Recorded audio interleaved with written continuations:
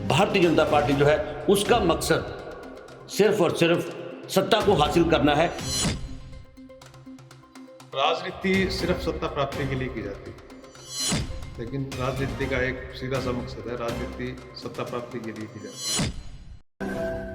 नमस्कार दोस्तों, मैं हूं राजेंद्र दत्त और आप देख रहे हैं अर्थ प्रकाश टीवी।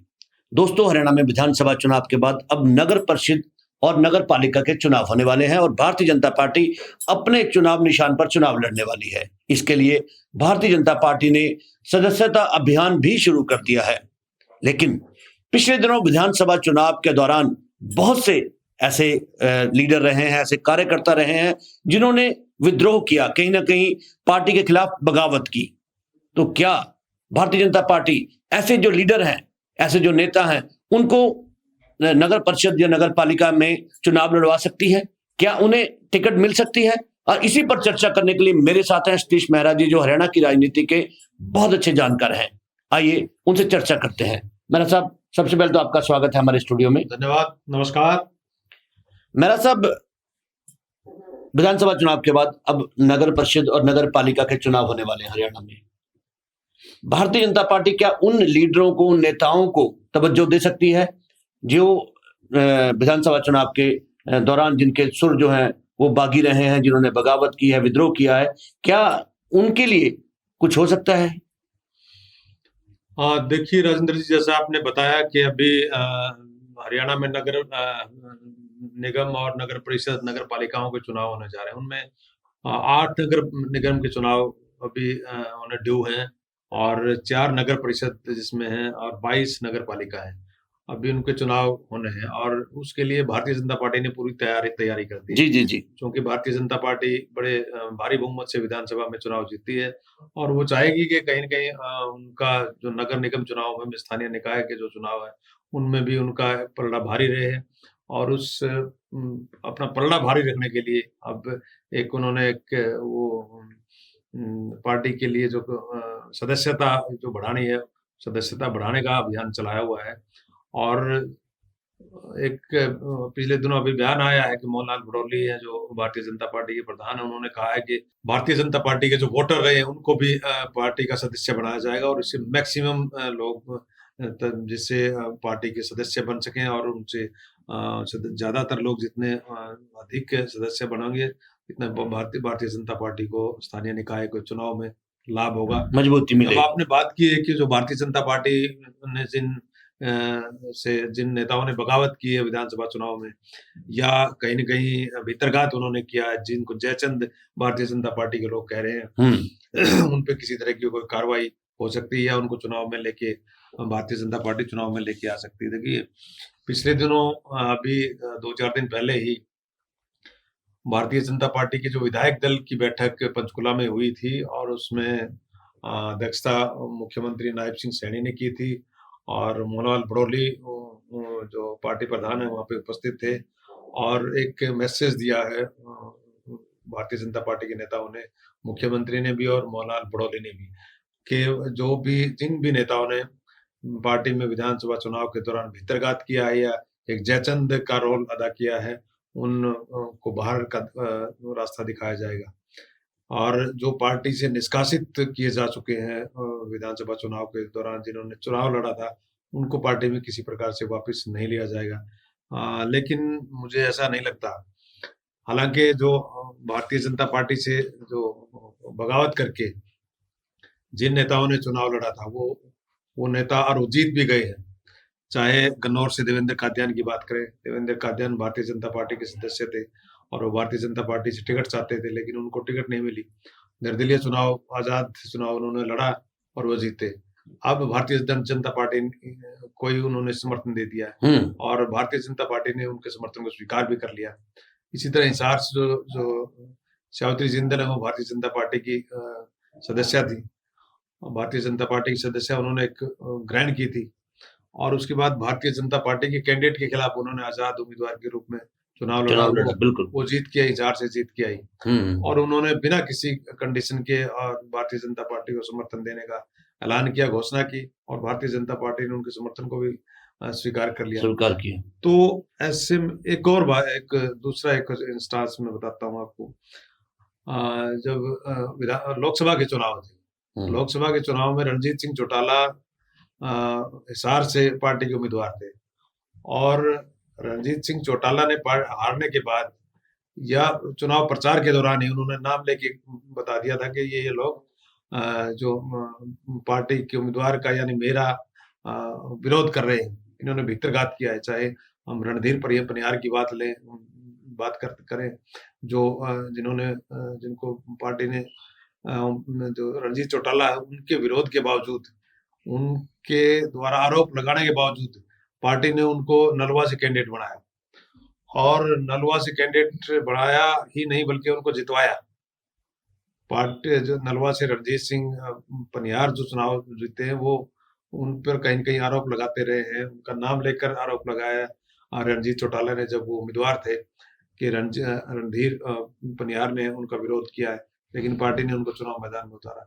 इसी प्रकार से लोकसभा चुनाव के दौरान रणजीत सिंह चौटाला ने सुभाष बराला पर, जो पार्टी के प्रेसिडेंट भी रहे, पूर्व के प्रेसिडेंट हैं, उन पर भी नाम लेकर आरोप लगाया था कि उन्होंने सुभाष बराला ने उनका विरोध किया है और बाद में सुभाष बराला पर कोई किसी और ना ही रणधीर पनियार पर किसी प्रकार का एक्शन हुआ था, बल्कि चुनाव में उनको और जिम्मेदारियां दी गई थी।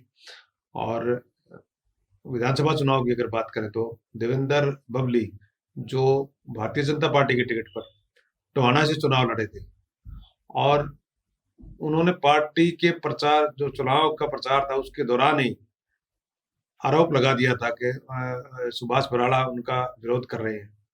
और जब वो देवेंद्र बबली चुनाव नहीं जीत पाए, हारे, तब भी उन्होंने लिख के दिया पार्टी को, भाई पूरा नाम से उनको शिकायत की है कि कुछ स्थानीय नेताओं ने या जो पार्टी के नेताओं ने उन्होंने उनका विरोध किया, इस वजह से वो चुनाव आ रहे हैं।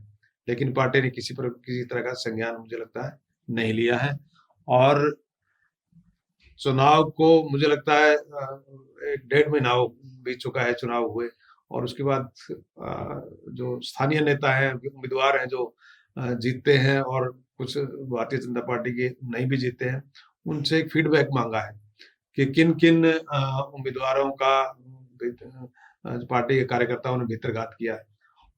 अभी तक मुझे लगता है उन्होंने काफी सारे जो उम्मीदवार रहे हैं और या विधायक भी बन चुके हैं, उन्होंने अपना फीडबैक अपने हलकों का दे दिया, लेकिन पार्टी ने अभी तक कोई संज्ञान नहीं लिया है।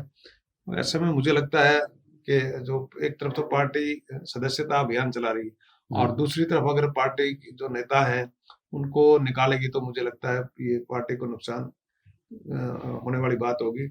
और वैसे भी मीटिंग में जो निर्णय लिए जाते हैं वो धरातल पर बहुत कम लागू होते हैं। तो विषय में मुझे लगता है जो आने वाला जो नगर निगम का, नगर परिषद का और नगर पालिकाओं के जो चुनाव है, जो जिताऊ कैंडिडेट भारतीय जनता पार्टी के होंगे, चाहे उन्होंने विधानसभा में बगावत की हो, भीतरघात किया हो, चाहे जिस तरह का भी काम किया हो, उन जो जिताऊ कैंडिडेट होंगे निश्चित रूप से उनको मैदान में उतारेगी और उनको टिकट देगी और चुनाव लड़वाएगी। भारतीय जनता पार्टी का सिर्फ और सिर्फ भारतीय जनता पार्टी का नहीं बल्कि किसी भी राजनीतिक पार्टी का एक ही मकसद होता है कि चुनाव में जीत दर्ज की जाए। जिन लोगों ने, जिन भी नेताओं ने विधानसभा चुनाव के दौरान भीतरघात किया या बगावत की, तो आपके अनुसार उनको इस बार जो नगर निगम के जो या नगर परिषद के या नगर पालिका के जो भी चुनाव होने वाले हैं उनमें उनको टिकट्स मिल सकती है? निश्चित रूप से देखिए, अगर हम विधानसभा चुनाव की बात करते हैं तो विधानसभा चुनाव में जो बागी थे भारतीय जनता पार्टी के, मुझे लगता है 8-9 लोगों ने चुनाव लड़ा था भारतीय जनता पार्टी से बगावत करके, जिनमें लाडवा से संदीप करक थे, असंध से जिलेराम शर्मा थे, कन्नौर से देवेंद्र कादियान थे, देवेंद्र कादियान तो एमएलए बनी गई बाद में, सफीदों से बसंत सिंह आर्य थे, रानिया से रणजीत चौटाला थे, महम से राधा अलावत थी, गुरुग्राम से नवीन गोयल थे, अथीन से केहर सिंह रावत थे। तो इन लोगों ने भारतीय जनता पार्टी से बगावत की और उन्होंने चुनाव लड़ा आजाद उम्मीदवार के रूप में। हालांकि भारतीय जनता पार्टी ने इनको पार्टी से बाहर कर दिया था, 6 साल के लिए इनको निष्कासित कर दिया था। लेकिन मेरा मानना है, बल्कि दावा है मेरा, इनमें से भी कई लोग भारतीय जनता पार्टी में वापस आएंगे। और नगर परिषद के चुनाव में अगर कोई जिताऊ कैंडिडेट भारतीय जनता पार्टी को लगता है तो उनको निश्चित रूप से भारतीय जनता पार्टी टिकट दे सकती है। और ये जो पंचकुला में हम पार्टी मीटिंग की हम बात करते हैं तो उन्होंने जो निर्णय लिया है, अगर वो जो निर्णय धरातल पर वो सही लागू करते हैं तो मुझे लगता है बहुत सारे कैंडिडेट को बहुत सारे जो भितरघाती है, जयचंद है भारतीय जनता पार्टी के, उनको बाहर निकालेगी। लेकिन आगे ऐसा मुझे लगता है होगा नहीं। जैसा कि आपने अभी बताया कि बहुत सारे जो नेता हैं जिनके आपने अभी नाम लिए, उनको पार्टी ने जो उनकी प्राथमिक सदस्यता है वो रद्द कर दी है, पार्टी से निकाल दिया है। तो क्या ऐसा कोई प्रोविजन होता है कि पार्टी जब चाहे उनको वापस बुला ले? नहीं, पार्टी जो भी जो पार्टी सत्ता में होती है वो उसको वापस बुलाने की जरूरत नहीं होती। उसके आने के लिए लोग आतुर रहते हैं और कहीं न कहीं किसी न किसी नेताओं से संपर्क में रहते हैं कि किसी न किसी के थ्रू किसी अपने साथी नेता के थ्रू अपने तो जानकार पार्टी उनको वापस ले सकती है? वो पार्टी से अप्रोच करते हैं कि हम पार्टी में ज्वाइन करना चाहते हैं और पार्टी उनको ले सकती है। और इन्होंने देखो जो मीटिंग हुई है पंचकुला में, उस मीटिंग में इन्होंने एक पार्टी के लिए एक ये भी कहा है कि हालांकि जो स्थानीय स्टेट इकाई है वो इनका विरोध करेगी, किसी तरह से पार्टी में नहीं शामिल इनको किया जाएगा। जो बागी रहे हैं या भितरघाती जो रहे हैं उनको पार्टी में शामिल नहीं किया जाएगा। लेकिन दूसरी तरफ इन्होंने ये भी कहा कि जो लोग पार्टी हाईकमान की केंद्रीय जो इकाई है, नेतृत्व है, उनके माध्यम से अगर पार्टी में आएंगे तो उनको स्टेट इकाई द्वारा रोका नहीं जाएगा और उनके लिए दरवाजे खुले रहेंगे। इसलिए सीधी सी बात है, दोनों बात पार्टी नेताओं ने यहाँ पे पंचकुला में कही है कि अगर स्टेट इकाई तो किसी को लेगी नहीं, अगर पार्टी में जो नेशनल इकाई है उनके माध्यम से अगर कोई एंट्री करना चाहता है तो उनके लिए दरवाजे सदा खुले हैं। और मुझे लगता है जो भी आना चाहेगा एक माध्यम बना दिया जाएगा कि ये पार्टी हाईकमान के द्वारा, नेशनल यूनिट के द्वारा जो नेतृत्व के द्वारा पार्टी में शामिल किए जा रहे हैं उनकी इच्छा अनुसार, इसलिए उनके लिए रास्ते मुझे लगता है खुले हैं। और निश्चित रूप से ये मान के चलो नगर परिषद के चुनाव में, नगर पालिका के चुनाव में, जो नगर निगम के चुनाव, उनमें जो भी जिताऊ कैंडिडेट उनको लगेगा, चाहे बाहर से उनको लेके आना हो और जिस तरह से भी उन्होंने एक जो चुनाव जीतने का माहौल बनाना है, वो चुनाव जीतने के लिए माहौल तैयार करेंगे। और इसमें मुझे लगता है कोई फेंट-फट मुझे लगता नहीं होगी कि फलां आदमी को पार्टी में शामिल नहीं किया जाएगा, अमुक आदमी को शामिल नहीं किया जाएगा। सिर्फ और सिर्फ इन जिताऊ कैंडिडेट देखा जाएगा।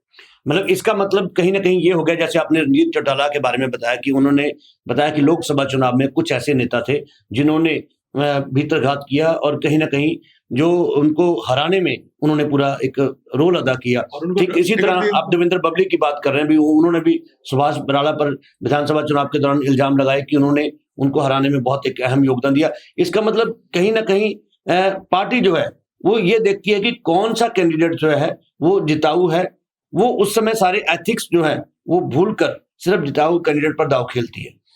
निश्चित रूप से कोई भी राजनीतिक पार्टी चाहे कितना ही भी वो उन पे किसी तरह के आरोप लगे हों, और यहाँ तक कि भारतीय जनता पार्टी में तो ऐसा है कि भारतीय जनता पार्टी के नेताओं पर दूसरे विपक्ष के जो नेता है उन पे भ्रष्टाचार के और कई तरह के आरोप लगाते रहे। लेकिन अगर भारतीय जनता पार्टी में अगर वो नेता ज्वाइन कर लेते हैं तो ये ऐसा आजकल ये कहा जा रहा है कि वॉशिंग मशीन में वो सारे धुल जाते हैं और भारतीय जनता पार्टी उनका एप्रिसिएशन करने में भी कहीं न कहीं नवीनीकरण कर देती है एक तरह से। नवीनीकरण कर देती है और उनकी पूरी मुक्त कट से बढ़ाई शुरू कर देती है और अपना लीडर मानकर उनको प्रमोट भी करती है। क्या आपको ऐसा नहीं लगता मेहरा साहब कि ऐसे लोग जिनको आप जयचंद कहते हैं या पार्टी में रहकर पार्टी सिर्फ अपने स्वार्थ के लिए भीतरघात करते हैं, जब बगावत करते हैं, तो वो आने वाले समय में पार्टी के लिए कहीं न कहीं घातक सिद्ध हो सकते हैं?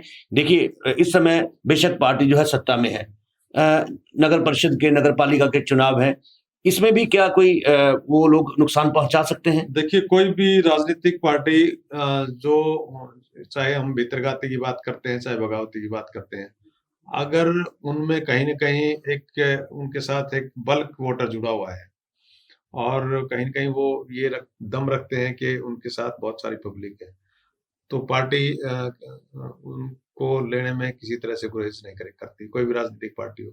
और भारतीय जनता पार्टी का तो एक ट्रेंड रहा है, ट्रेंड सब बन गया है कि कोई भी थोड़ा सा भी वजनदार नेता, चाहे किसी समुदाय से आता हो और चाहे किसी स्पेशल किसी और वर्ग से आता हो, तो अगर उसके पास वोट बैंक है, तो उसके साथ वोट बैंक है, तो निश्चित रूप से उसको पार्टी में शामिल किया जाता है। इसका मतलब कहीं ना कहीं भारतीय जनता पार्टी जो है उसका मकसद सिर्फ और सिर्फ सत्ता को हासिल करना है, चाहे उसके लिए सामने वाला बंदा चाहे उनके साथ विद्रोह या बगावत करता रहा हो। राजनीति सिर्फ सत्ता प्राप्ति के लिए की जाती है।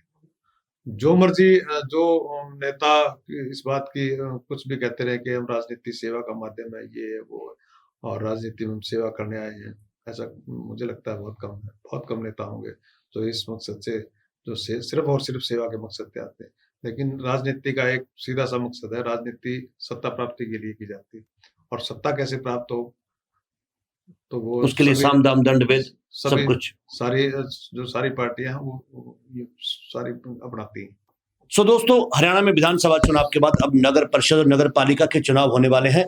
हालांकि भारतीय जनता पार्टी ने कहा है कि जिन्होंने विधानसभा चुनाव में जिन नेताओं ने उनके साथ बगावत की थी, विद्रोह किया था, उनकी पार्टी में वापसी नहीं होगी। लेकिन कहीं ना कहीं पार्टी जरूर चाहेगी कि अगर उन्होंने विधानसभा चुनाव में जीत हासिल की है तो नगर परिषद और नगर पालिका के जो चुनाव है वो भी उनके हक में हो, ताकि जो नीचे की इकाई है उस पर भी वो सत्ता पर काबिज रहे। और उसके लिए हो सकता है कि अगर कोई नेता जिसके साथ पब्लिक जुड़ी है या जो नेता जीतने का दमखम रखता है उसको वापस लिया जा सकता है। खैर, आने वाले समय में क्या होता है जानने के लिए देखते रहें अर्थ प्रकाश टीवी। मेहरा साहब, आप हमारे स्टूडियो आए, आपका बहुत बहुत शुक्रिया। धन्यवाद, नमस्कार।